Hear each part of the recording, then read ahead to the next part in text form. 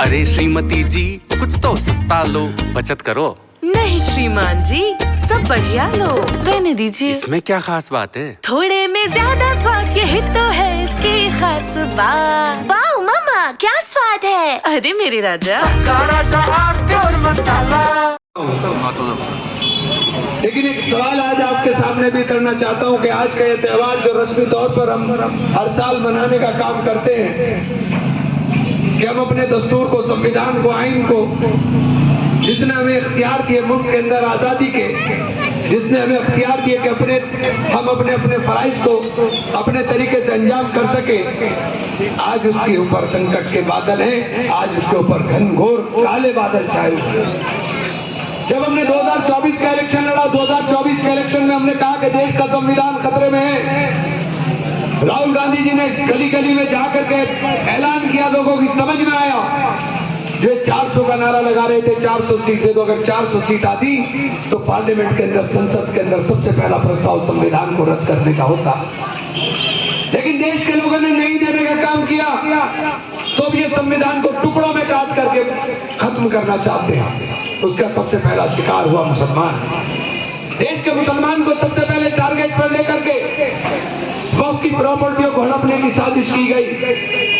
एक बिल लाया गया पार्लियामेंट में, जिस बिल के अंदर है अगर वो एक्ट बन जाता है तो हमारे पास हमारी प्रॉपर्टी नहीं बचेगी।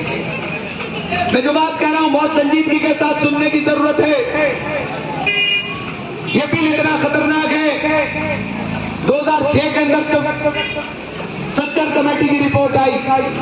सच्चर कमेटी की रिपोर्ट में कहा गया कि हिंदुस्तान के मुसलमान के हालात बदतर से बदतर हो गए हैं। तब 2006 में जस्टिस सच्चर ने कहा कि हिंदुस्तान के मुसलमान के हालात सुधर सकते हैं और उसके लिए किसी एफर्ट की जरूरत नहीं है। जो इनके जायदाद वक्फ की है, अगर इनको सही कर दिया जाए, दुरुस्त कर दिया जाए, तो 12,000 करोड़ रुपए की आमदनी वक्फ की प्रॉपर्टी से हो सकती है।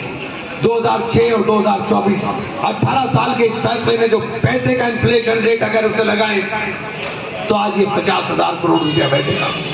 50,000 करोड़ की आपकी आवाज उठाने के लिए, तफरी करने के लिए नहीं है इमरान मसूद। पार्लियामेंट के अंदर खामोश एक दिन नहीं रहेगा। मुझे डर नहीं लगता है अल्लाह के सिवा किसी से। जब संभल के अंदर घटना हुई, पूरे देश ने देखने का काम किया।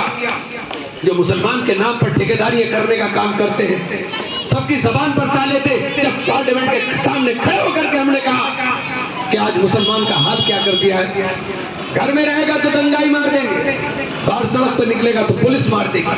5 लोगों का कत्ल संभल के अंदर किया गया, सीधे सीधे कत्ल किया गया। तब जाकर के वो जो ठेकेदारी करने वाले हैं उनके भी कान खुले और सड़क पर आकर बोलने की हिम्मत करने का काम किया। जो लोग पूरे देश के हिंदुओं की ठेकेदारी लेते हैं, बांग्लादेश के अंदर हिंदुओं पर अत्याचार होता है, हिंदुओं के साथ जुल्म होता है, क्योंकि उनका वोट नहीं है, इसलिए भारत सरकार उनके लिए कोई कदम नहीं उठाती। उनके लिए भी पार्लियामेंट के सामने खड़े होकर के आपका मेंबर पार्लियामेंट सबसे पहले बोलने का काम करता है। मैंने कहा कि बांग्लादेश की औकात नहीं कि वो हमको आंख दिखा सके। बांग्लादेश सामने से हटो, क्यों खड़े हो गए सामने? इन बांग्लादेश के हिंदू भाइयों की आवाज भी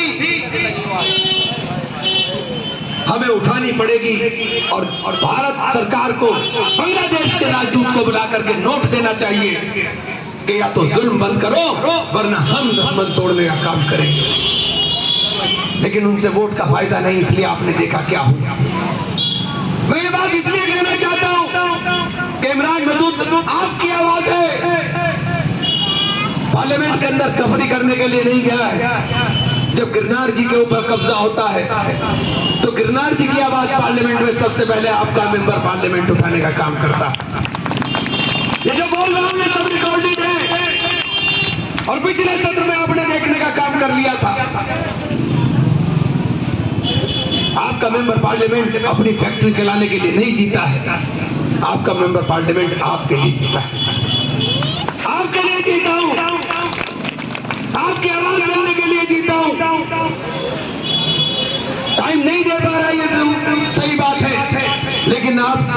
कि आप किसी के सामने शर्म से झुकेगी नहीं कि ऐसा मेंबर पार्लियामेंट भेज दिया जो गूंगी का गुड़ खाया हुआ है।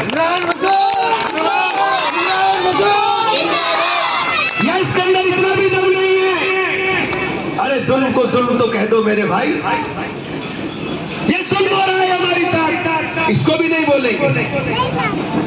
वक्त के अंदर आपने मेरे किरदार को नाप लिया होगा कि ऊपर से लेकर नीचे सारा पूरा देश के चारों कोनों पर घूम कर आए।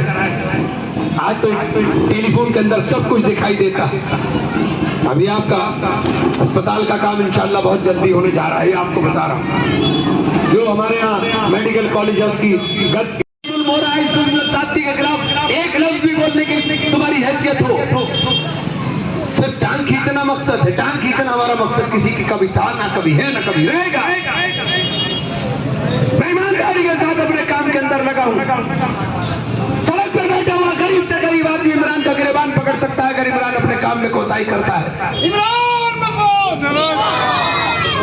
अगर कोई कोताही हमको नजर आती है तो मेरा गिरबान पकड़ लीजिए, लेकिन इन लोगों से भी होशियार हो जाइए जो हमारे बीच में बैठ करके सिर्फ और सिर्फ तफरका फैलाना चाहते हैं, लड़ाई करना चाहते हैं, कोई किसी नाम के ऊपर, कोई किसी नाम के ऊपर। इसलिए दोस्तों आपसे कहना चाहता हूं कि मुल्क हमारा है, ये मुल्क हिंदू का है, मुसलमान का है, सिख का है, ईसाई का है।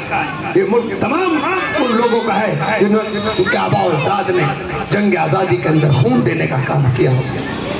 ये बदकिस्मती है हमारी कि आज हमसे हमारी वफादारी का सबूत मांगने की कोशिश हो। हम तो कल भी वफादार, आज भी वफादार और कल भी वफादार रहेंगे। और आज कसम खाते हैं कि देश के संविधान के लिए अपनी जान को कुर्बान करने से पीछे नहीं हटेंगे। जब राहुल गांधी कहते हैं कि जातिगत जनगणना कराओ तो लोगों को परेशानी होती है, क्योंकि जातिगत जनगणना हो गई। जातिगत जनगणना इसे लाइक में लग जाओगे। कांग्रेस सांसद इमरान मसूद इस वक्त हमारे साथ हैं और उनसे यहाँ पर हम बात करते हैं। इमरान जी, आज गणतंत्र दिवस पर आप जगह जगह ध्वजारोहण कर रहे हैं, लेकिन आपकी स्पीच में वक्फ है और संभल का जिक्र बार बार आ रहा है। नहीं, देखिए, वक्फ और संभल दोनों के दोनों जुल्म की दास्तान लिखने का काम कर रहे हैं। संभल के अंदर जुल्म हुआ, 5 लोगों का कत्ल हुआ, सीधे सीधे गोली लगी है, कत्ल हुआ है, उसको छुपा नहीं सकते। और वक्फ के अंदर वक्फ बिल के माध्यम से सरकार जो है हमारी ज़मीनों को हड़पना चाहती है। सरकार चाहती है कि एक इंतशार हो, एक माहौल ख़राब हो, उसका सियासी एजेंडा लागू रहे कुछ लोगों का, तो इसीलिए। आप जेपीसी की बैठक हुई, हंगामा हुआ और आप सबको वहाँ से सस्पेंड किया गया है, 10 सांसदों को। नहीं सस्पेंड किया, ये तो देखिए लोकतांत्रिक प्रक्रिया का पालन ही नहीं हो रहा है। जो संसदीय परंपराएं उनका पालन नहीं हो रहा है, तो क्या करें हम बोल तो सकते हैं ना, बोलने का तो हमारा इख्तियार है, बोल तो हम सकते हैं।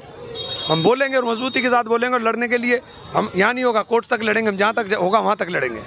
आपका बयान आया था जो आपने गठबंधन को लेकर दिया था, उसके बाद काफ़ी हंगामा मच गया। समाजवादी पार्टी के लोग तो कह रहे हैं कि भाई कांग्रेस के अंदर बीजेपी के कई स्लीपर सेल एक्टिव हैं। यार, जिन लोग बोल रहे हैं ना, उनकी वो हैसियत नहीं है कि उनका मैं जवाब दूँ।